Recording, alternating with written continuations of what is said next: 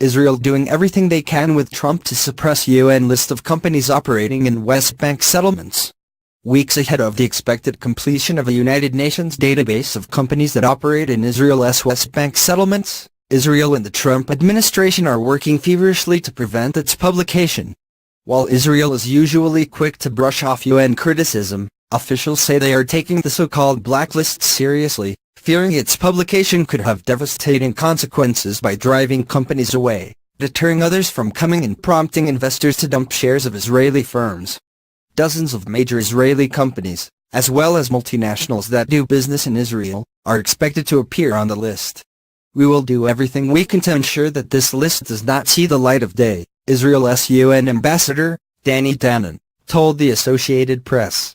The UN's top human rights body, the Human Rights Council, ordered the compilation of the database in March 2016, calling on UN Rights Chief Zaid Ra'ad al-Hussein to investigate the implications of the Israeli settlements on Palestinians. The international community overwhelmingly considers the settlements, built on occupied land claimed by the Palestinians for a future state, to be illegal. Israel rejects such claims, citing the land's strategic and religious significance, and says the matter should be resolved in negotiations. Israeli officials say that about 100 local companies that operate in the West Bank and East Jerusalem have received warning letters that they will be on the list. In addition, some 50 international companies, mostly American and European, also have been warned. The companies have not been publicly identified, but one official said they include Israeli banks, supermarkets, restaurant chains, bus lines and security firms, as well as international giants that provide equipment or services used to build or maintain settlements. He spoke on condition of anonymity because he was not authorized to discuss the matter with the media. The only company to confirm receiving a warning letter has been Bezeq, Israel's national telephone company. Bezeq's chief executive, Stella Handler, posted a copy of the letter sent by Mr. Zaid's office in September on her Facebook page. It accused Bezeq of using West Bank land for infrastructure, providing phone and internet services to settlements and operating sales offices in the West Bank and East Jerusalem. Ms. Handler angrily wrote that Bezeq provides service to all customers, regardless of race or where they live. The council's bias against Israel is so extreme that it has lost all relevance in the world, she wrote. We will not cooperate with a move that is all in all anti-Israeli propaganda. But hours later, Ms. Handler removed the post, saying she had done so at the request of the government. The Israeli official confirmed the government has asked companies not to speak about the issue. Bezeq declined comment. Israel has long accused the UN, and particularly the Rights Council, of being biased against it.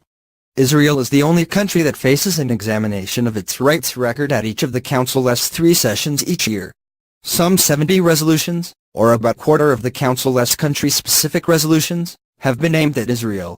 That is nearly triple the number for the second-place country, Syria, where hundreds of thousands have been killed in a devastating 6-year civil war. Israeli leaders and many non-governmental groups also complain that some of the world's worst violators of human rights, including Venezuela, Saudi Arabia, Congo and Cuba, sit on the council. Some Western diplomats have said the database could set a harmful precedent by blurring the line between business and human rights on issues that are better left to trade policy than the Geneva Council. Israel seems to have little leverage over the council. But its campaign has received a big boost from the United States.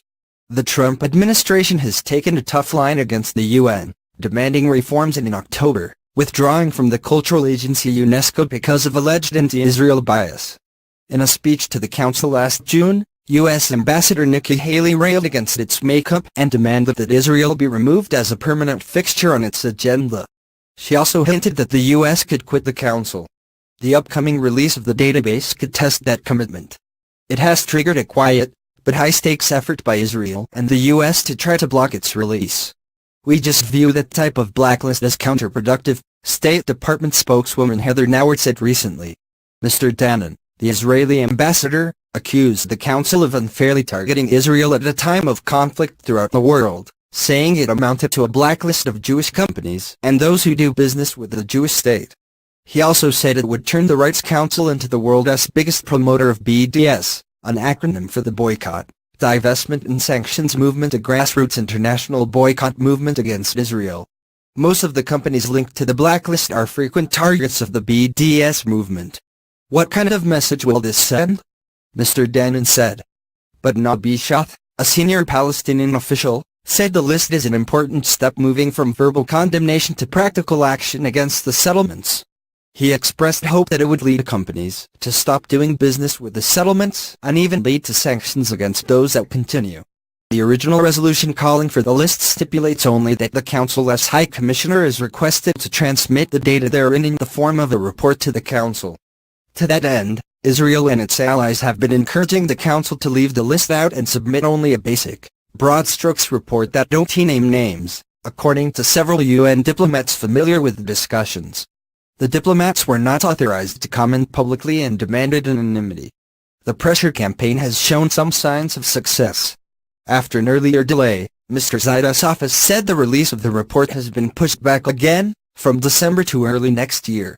For now, it does not appear that the list's publication would be the direct trigger that leads the U.S. to quit the Council. Ms. Haley's office said it is focused on implementing reforms on the Council, though publication of the list could make U.S. participation less likely. Eugene Komtorovich, the director of international law at the Coelit Policy Forum, a conservative think tank in Jerusalem, said he was deeply skeptical the report will not be published and said the Israeli government would be better off trying to discredit the report ahead of time. I think it is important for people to understand how bad this is, he said. Their resolution, he warned, would cause reputational harm